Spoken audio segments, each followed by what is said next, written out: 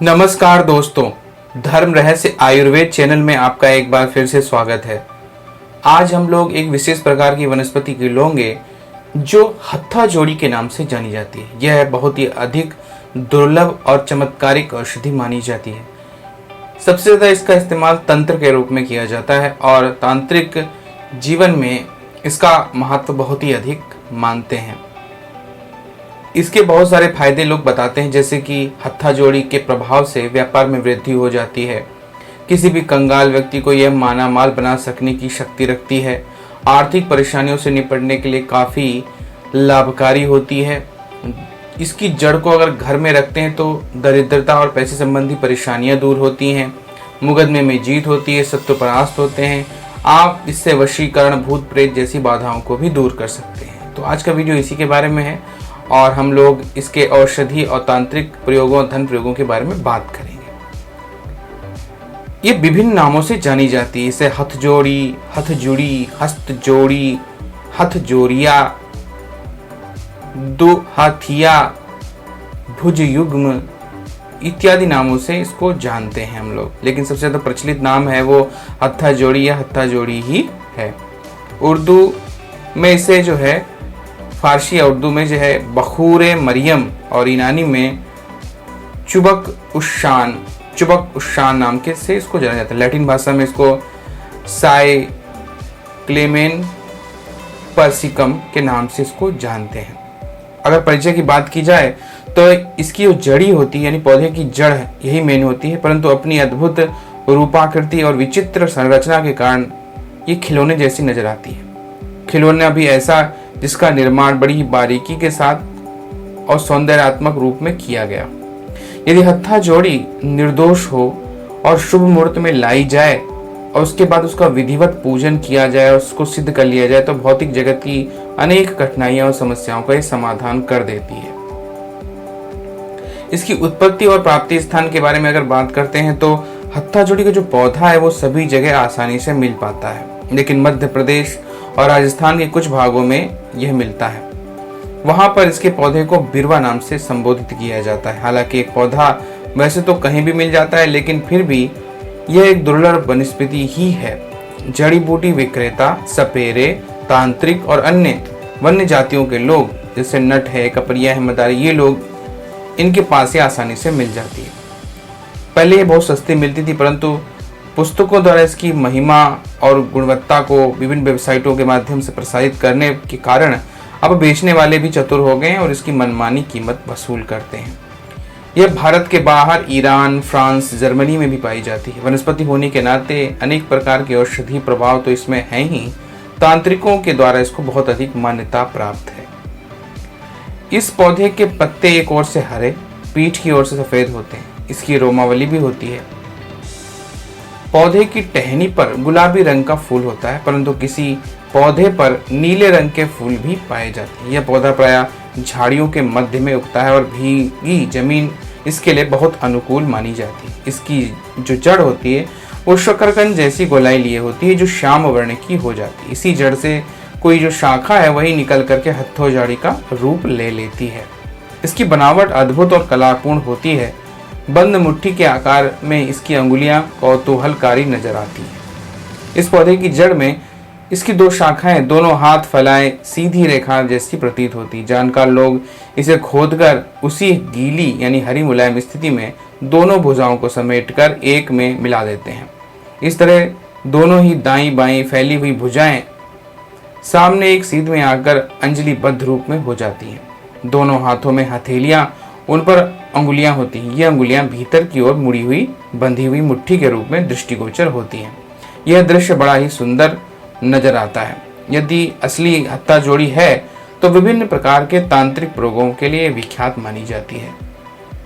यह बात अलग है कि जलवायु और मिट्टी के भेद से विभिन्न स्थानों की हत्था जोड़ी में समानता होते हुए भी आकार और रंग में अलग अलग अंतर होता है। कहते हैं जिस प्रकार से हर आदमी का चेहरा अलग अलग रूप लिए होता है, वैसे हत्था जोड़ी की बनावट में कुछ न कुछ अंतर अवश्य ही नजर आता है, लेकिन उससे कोई अंतर नहीं पड़ता। वह अपने कार्यों में पूरी तरह से पर्याप्त मानी जाती है। हत्था जोड़ी आकार में भले ही छोटी हो या बड़ी हो, लेकिन वह सुडौल, संपूर्ण पुष्ट, गौरवर्णी, आभायुक्त, आकर्षक और सुदृढ़ होनी चाहिए।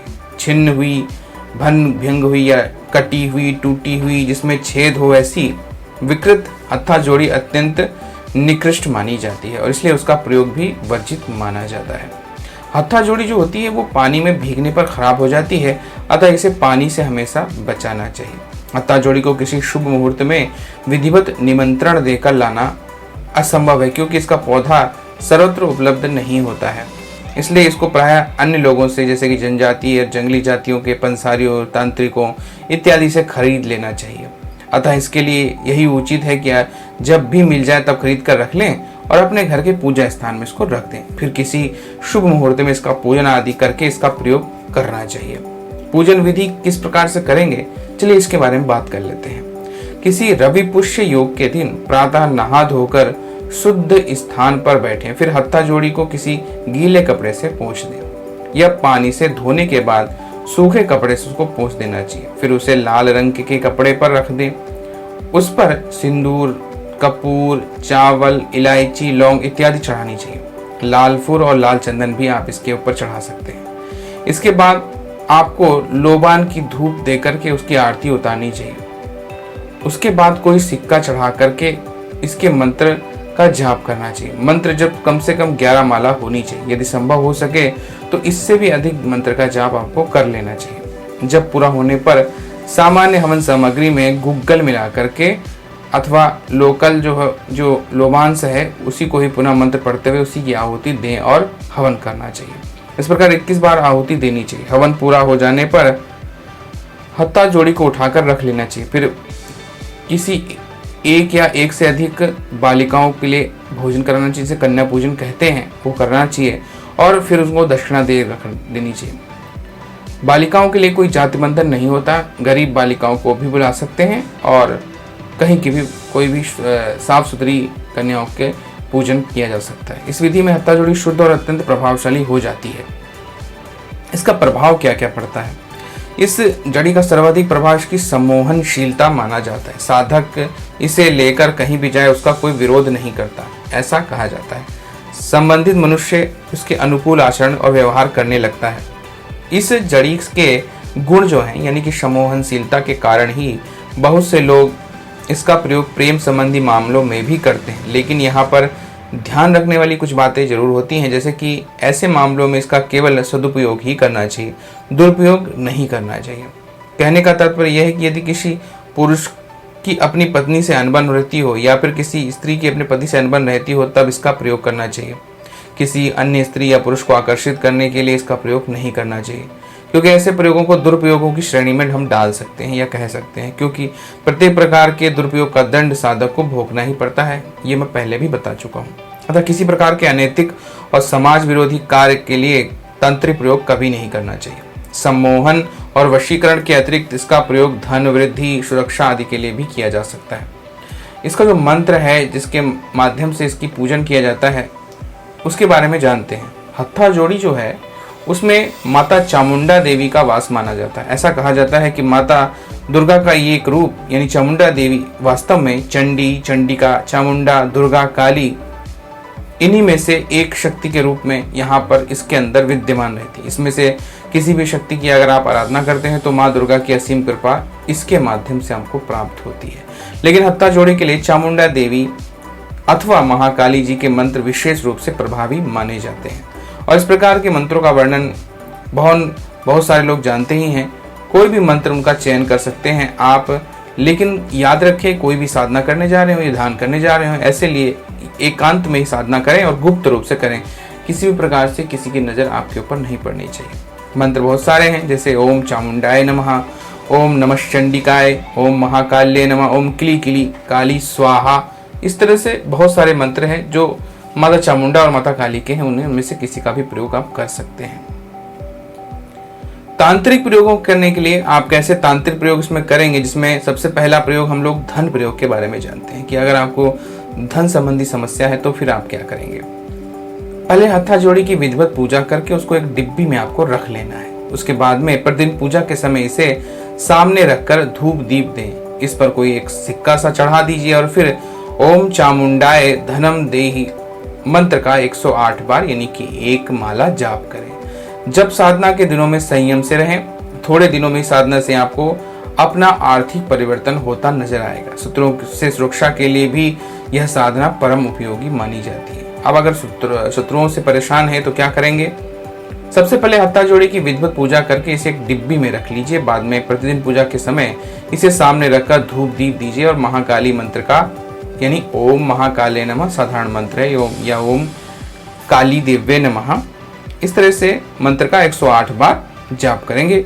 जब साधना के दिनों में संयम से रहेंगे और इस साधना को करते रहने से आपके शत्रुओं की से आपको सुरक्षा प्राप्त हो जाती है।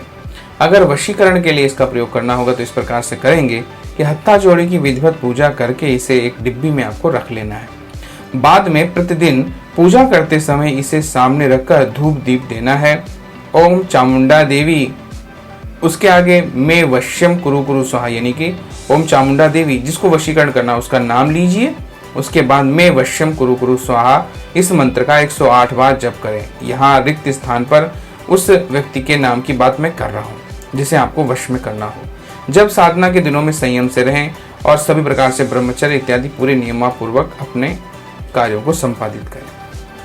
कुछ दिनों के ही प्रभाव से आपका जो मनोवांछित व्यक्ति है वो आपके प्रति श्रद्धा भाव पूरी तरह से रखने लगेगा और आप धीरे धीरे करके आपके वशीकरण में आता जाएगा। हत्था जोड़ी को उपरोक्त मंत्र से सिद्ध करके एक टुकड़ा किसी ताबीज में रखकर अपने गले में धारण कर लें। इसे देखने से भी व्यक्ति वशीकरण के प्रभाव में आता है ऐसा माना जाता है। औषधीय प्रयोगों के रूप में क्या इनके प्रयोग कर सकते हैं हम? अगर आपको कब्ज की समस्या है या पेट साफ नहीं रहता है तो हत्था जोड़ी को पीसकर लेप आपको बना लेना है। प्रातःकाल इसका लेप अपने पेट पर चुपड़कर कुछ समय तक लेटे रहें। इसके प्रभाव से थोड़ी देर में दस्त खुल करके हो जाता है और कब्ज में आराम आ जाएगा। आवश्यकता होने पर इस प्रयोग को 2-4 दिन लगातार कर सकते हैं, लेकिन बहुत दिनों तक नहीं करना चाहिए वरना शरीर में आपके परेशानी आ सकती है। डिहाइड्रेशन की समस्या भी हो सकती है दस्त की वजह से।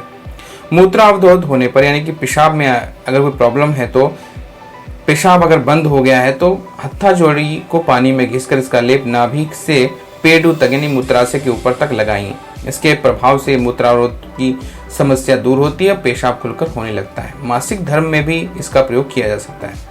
अगर मासिक धर्म की अनियमितता हो रही है, कम मात्रा में हो रहा है या रुक करके हो रहा है तो हत्था जोड़ी का चूर्ण बनाकर उसे किसी कपड़े में आप लपेट लीजिए और उसकी बहुत छोटी सी पोटली बना लीजिए। उस पोटली को अपनी जननेंद्रिय यानी कि योनि में रखिए। कुछ समय बाद पोटली को निकाल करके फेंक दें। इससे मासिक धर्म खुलकर होने लगता है। प्रसव सुविधाजनक हो इसके लिए भी इसका प्रयोग किया जाता है।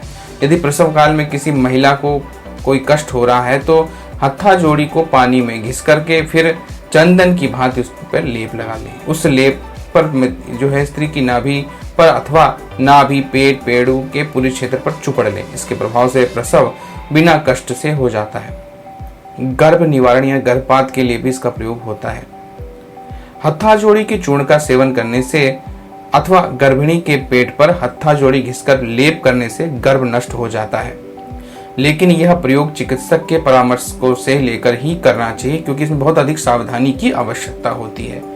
इसका कारण यह है कि किसी महिला को इसके प्रभाव से गर्भपात के बाद में कुछ दिनों के लिए मूर्छा या हिस्टीरिया की व्याधि भी लग सकती है। तो अगर गर्भपात संबंधी अगर कोई समस्या है या गर्भपात कराना चाहते हैं तो किसी योग्य आयुर्वेदिक चिकित्सक का भी परामर्श लें, तभी इस तरह का प्रयोग करें, नहीं तो वो समस्या में स्त्री घिर सकती है। तो ये बहुत सारे ऐसे कार्य हैं जिनको हम हत्था जोड़ी के माध्यम से कर सकते हैं। इसके संबंध में बहुत सारे वर्णन, बहुत सारी चीजें आती रहती हैं।